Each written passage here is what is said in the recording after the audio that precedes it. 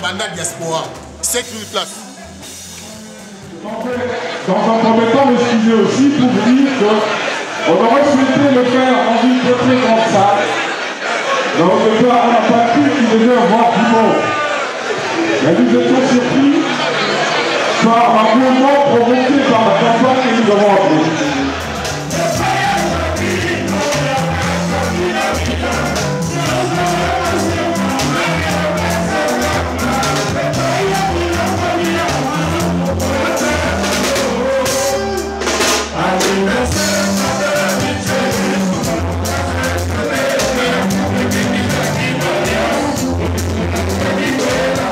Amis téléspectateurs et internautes, Boza et Belé, Bozo Talabiso Aou. Si nous sommes ici parce que Bana Bandalunga, la commune de Bandalunga a une très bonne idée. Quelle est cette idée? Il y a Sunga, ba école, Nyon Suzana Bandal, et puis na ba école, Pembeni na Zonga Zonga ya Bandal. Voilà pourquoi Bazu Sal Oyo, pour na kukuta na Bana Bandalunga, Nyon se de partout Bazali dans le monde. Angola, Brazzaville, Cameroun, États-Unis, Belgique, Allemagne, Suède, partout, Bazu Sika Oyamoune Moni, pour Nabakutana. Le fonds qui seront réunis ici, ça va aider les écoles de Bandalunga d'abord, après les écoles d'à côté. Est-ce bien parler dans cette école? Soit le PR Bandal est une école catholique du formation excellence. Je me présente Coco Chango, acteur Nabino et film Bandal sur Paris. Tu es juste que Nabino que tu promets qui bino que tu sais que loko moko ya munene il y a 2 ans les loto zongi na projet ya kafu to lobela ki bino. Parce que je vous rappelle que bateau dans ça vous avez mon pied pour le travail pendant le Canada. À travers le Canada, on va faire une rapport en fait dans les qui sont les télé la carte de la salle. Bandal Mobimba, bandal de partout, bandal du monde entier. Toujours bengi sabino pour l'anniversaire à bandal Nabiso. Nous, Bana Bandal, nous avons commis Nabiso le 11 avril 2020. Bandal est total pour ça a fêté anniversaire à bandal 64 ans.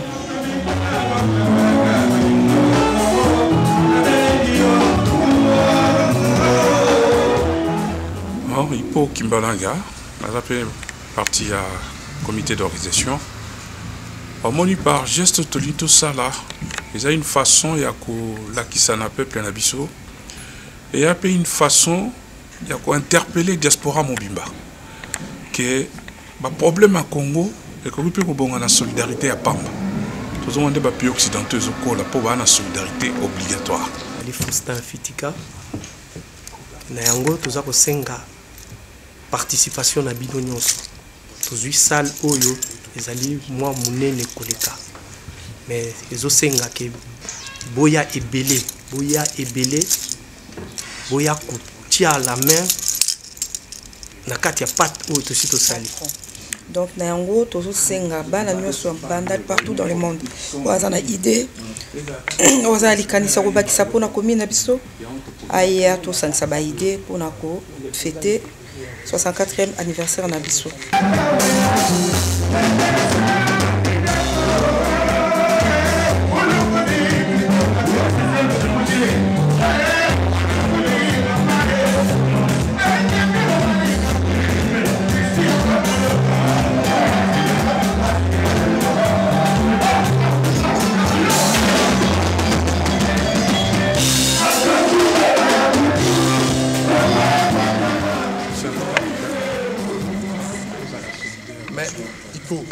Alors maintenant, le président de la République déjà a tiré article de la Constitution, classe à la gratuité à scolarité, le président Fachi déjà à mettre en application. Alors, si vous bino boké sur la scolarité, pourtant, solution là on s'est jamais déjà, non? Non, pas du tout. Le gratuité, mais l'école a moins gratuité, mais à qualité. Biso surtout tenu tout rang d'école en a gratuité. On voit grand. École les a offerts. Dans les classes comme 600 personnes, 40, 60 dans la classe. Et belé. C'est vrai, c'est pas bon, mais ce qui est positif, c'est qu'on a fait tout à des classes. Mais il faut école à la gratuite, mais à la qualité. Il y a un petit peu de numérisé. Enseignement, la bandale et ailleurs. C'est-à-dire que moi, nous sommes tant dans la bandale, aïe, ordinateur. Moi, nous sommes tant dans la bandale, tant l'école primaire, aïe, déjà, vous manipulez. Donc, Aide Nabino, si on comprendre bien, vous allez ramener les ordinateurs dans les écoles. Exactement. Vous êtes au Linguito, même ordinateur, dans l'école officielle, les gratuite. L'école primaire. Et vous allez faire comment? Vous allez ramasser, vous allez acheter, vous allez. Nous allons produire ici. Bon, nous sommes c'est quelque chose aussi, ça. Doc Pilman, Toulouango, pour la soirée humanitaire, il y a Bandal, qui aide l'école, il y a Bandal. Certes, des filles pareilles à mon aîné, mais tu as l'homme se découvre quand il se mesure à l'obstacle. Donc, l'obstacle, il faut franchir le 11 avril, tu dois franchir l'obstacle pour la première fois dans l'histoire. Soirée humanitaire pour aider les écoles publiques na kati ya Bandalungwa et puis ailleurs. Boya ebele. Tout ça, on a besoin d'aide na bino. Eko salama, eko isunga ba école, toko sunga kaka ba école ya Bandal te, toko kende musika na Bandal, c'est-à-dire tout autour ya Bandal nyonso. Aider tout. Ça dépend.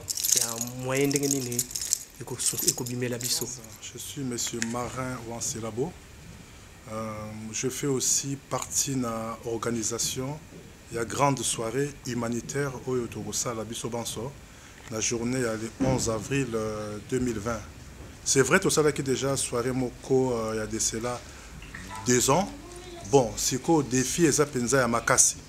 Parce que tout est vraiment barre très haute pour apporter vraiment soutien moko ya makasi na bana na biso oyo na kin baza kotanga mais ba difficulté ezali penza détail yango wana moni to zwaki penza initiative tout ça là eloko moko ya makasi ce qui fait que toujours faire appel na mwana tout ya Bandal.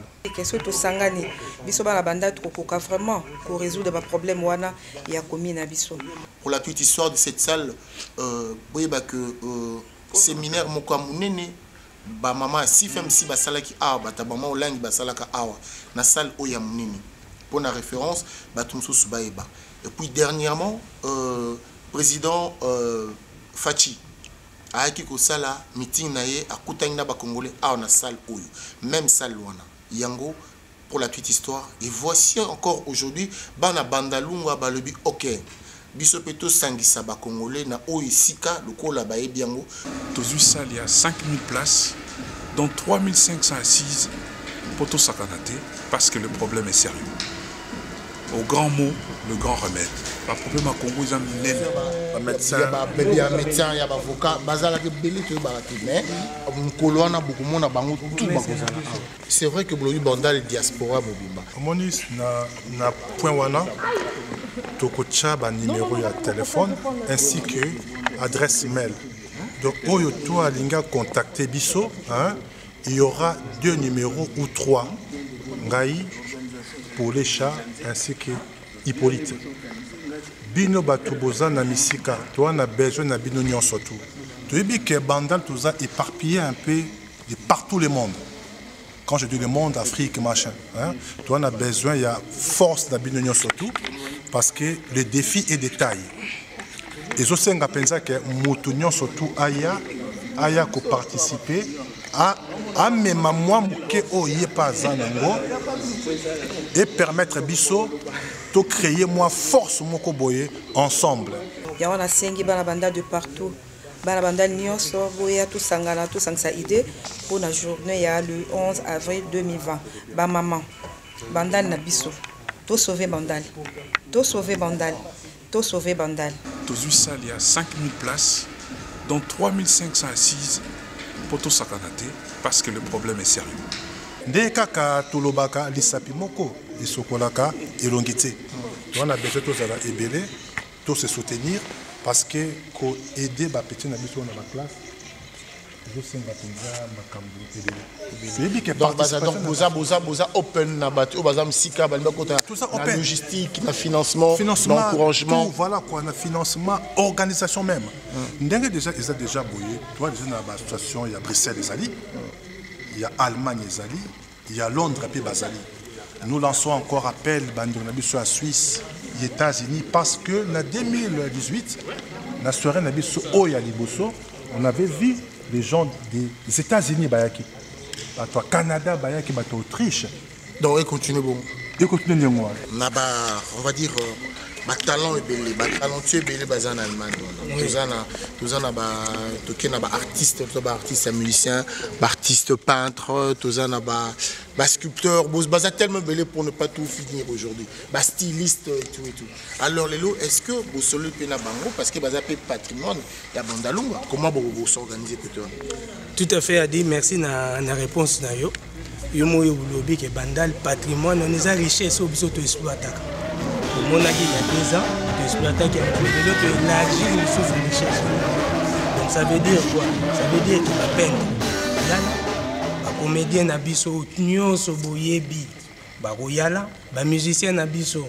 Nous avons remercié, nous avons aidé biso na. Et c'est d'abord comédien sur la canisse autant de Moulaï, Jean Moulaï, Mabélé na Belgique. Voilà. Bazali. Donc la musique n'est comme un musique n'est pas tellement mais il faut remercier nano bao ba idaki biso il y a 2 ans. Kousa Jordan. Merci Nayo. Emile Alias malgré aza quelque chose à Bandal na yaki Titina JDT Bawera ba JB ba Blaise ba idaki biso trop vieux de Fao bango nyonso wana la Dez Mongili Montana bango nyonso merci nam na bango. Après, ce que tu bango sous un plus parce que c'est comme une soirée humanitaire. Alors, Maman Solange Boité. Alors, Makamba Bandalo, ça il y a 5000 personnes. Bino côté na bino maman bobonga ndinga. Biso ba maman, surtout dans sa fête, appelle quand la maman. Ba maman est partout dans le monde. Ma maman est partout, dans l'association. L'association, nous faire appel à Bango. L'association de taximène, il y a docteur, l'association, il y a Nyonso, maman, l'association de Bango, la musique. Donc, ma maman, quand elle a appel à Bango, pour boyer, tout ça, ça va aider pour la soirée le 11 avril 2021. Mais voilà, chers amis, nous sommes ici bel et bien dans la salle place Ban Bandal Bazui. Vous avez les alliés vraiment. Ils ont reflété vraiment l'image de Bana Bandal. Tout le bassin nimi. Tout est belé. Biso Bana Lemba. Tout le zala wana tout soutenir Bino. Donc pour voir ils ont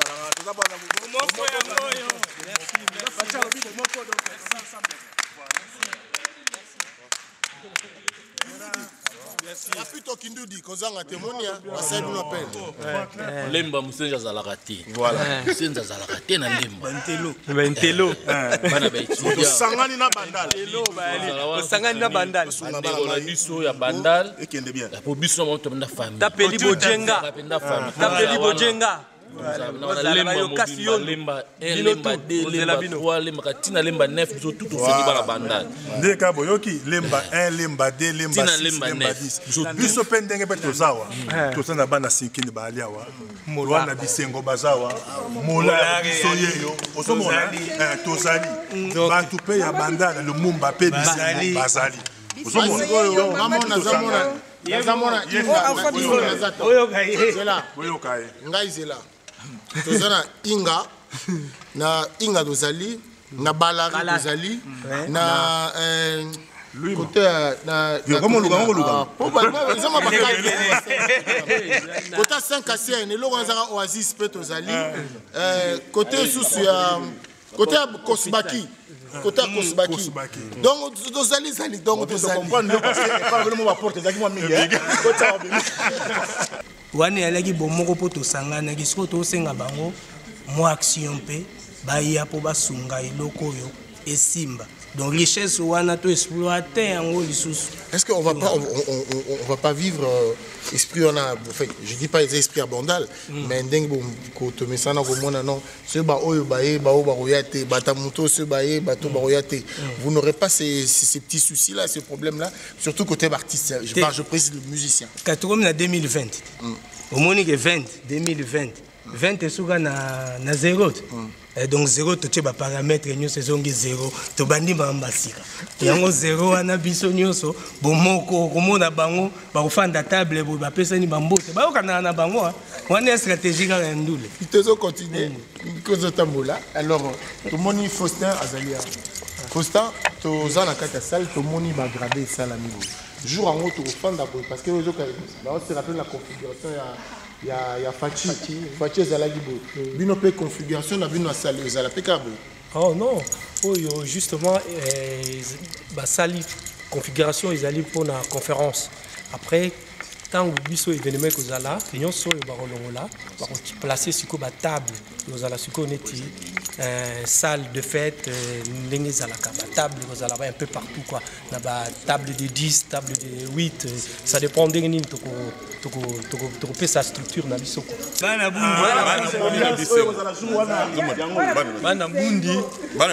Bana bisengo bana sinkin bali tout à fait sinkin bali Texas Texas bali monanga nkoi bana vungunu bana nyoka bali donc tout le monde. Tout le monde. Voilà. Biso tous ensemble. Plaisir à toi. Tout coûte na biso toujours wana. Appel les a lancé na mwana tout ya bandal. Alors, la soirée wana ba association to ki otangi so ba taximène ba médecin ba musique po ba maman baza makasi na musique. To komona pe ba musique ba bandal bo neti yo tamzo za ba musique osani okene ko luka bango bioze benga bango baya boko sala mabu selemo zandeni. Ndeka nazo ba boye nazo passer message.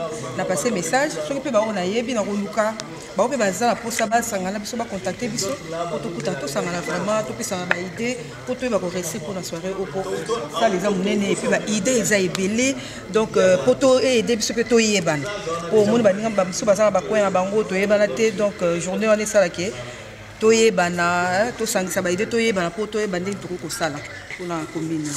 Voilà quoi. Bref, invitation à la Congolais surtout. Voilà. Vous avez soutien humanitaire, tout ça, tout côté na Katia Plan, il y a le président de la République. Ils ont soirée humanitaire anniversaire à Bandal. Dans ce Congolais tout a le droit pour y aller. Bana vununu, bazangate, bana bundi, bazangate, bamboma, palapala, Lubaki, Batetela, Bavu. Bref, Madouda, tout bandal. Au-delà il y a Kitambopé. Tu as bande konabiso surtout frontalier. Bana Ngembo, bana ya Kasavubu, bana ya Bumbu, bana Selembaou, bana Gombe, bana Lingwala. Déjà bino déjà bozangate parce que bino na bino bana Ngiringiri parce que ensemble tout bana ki kokangama bino tout le temps. Na cadre ya Babale, na cadre ya Bandoule, na cadre ya Nyonso. Tokuta na biso nyonso bana bandal à travers le monde. Tokuta Suisse, tokuta Paris, tokuta Allemagne, tokuta Angleterre, tokuta na ba pays bisika États-Unis, Canada, tokuta na 11 avril wana. Mbongo nyonso tokozwa awa, tokotiango na disposition ya scolarité na bandal pe na bisika misika pembeni. Est-ce qu'il y aura quoi? On va vivre VIP pour tour et tout ça. Et vous allez bien déjà avant. Bien avant déjà avant. Oui. Tu penses qu'il y a déjà. Tu peux réserver un endroit VIP. Vous allez bien pour tout séparer quand même. Soirée ou mais comment vous allez faire? Parce que dans Bandal, il faut aussi dire que nous avons des dignitaires, nous avons des hommes politiques, nous avons des hommes d'État. Ouais. On a déjà parlé des hommes de la culture. C'est qu'au sein des dignitaires, on a pu bakoya, pour vivre les communautés, non, il y a des parti, il y a des parti, comment ça se passe? Oh non, Bandal les alliés. moni ezali commune moko boye ya bantelo baali ebele et puis tozape tobimisa pe bato grande personnalité bato baza na politique na nini un peu partout quoi dans les affaires banini nyonso mais toko lancer appel na tout le monde oya kozala disponible selon disponibilité ya moko na moko tokopesa ba invitation bakoya bako assister biso na soirée tanding ça les amonene 5000 places 3500 places assises donc ils ont mon aîné tous à la pende belé ça la bien ndé na rappeler bino to kutana le 11 avril awa pour la grande soirée Bandal tous ensemble merci oyo nyonso abota na Bandal abala na Bandal eza kuto automatique projet o humanitaire eza yaye soko poza moi petit chéri ou beau frère yaka soki po ozwa nini oza belle sœur yaka donc mouvement ya ozape na masse ya Bandal wana massa na Bandal tout le monde qui otanga na mwana Bandal école moko internat moko yaka. Alors rendez-vous yango wana otala bana Bandal olenge basangani bino pe na bisika bozali bipene na bipai wapi ba mbela yango oyo ba coordonner yango nde baba na le poto na li français bo luka bo s'approcher bo ya pembeni na bato ba ko bongisa o mabongisa vi bo bengi bango bo sololi bongo to ko bana masolo na biso nane sibite vuma rendez-vous zakaka moko le 11 avril 2020 Doc Pullman. Wow!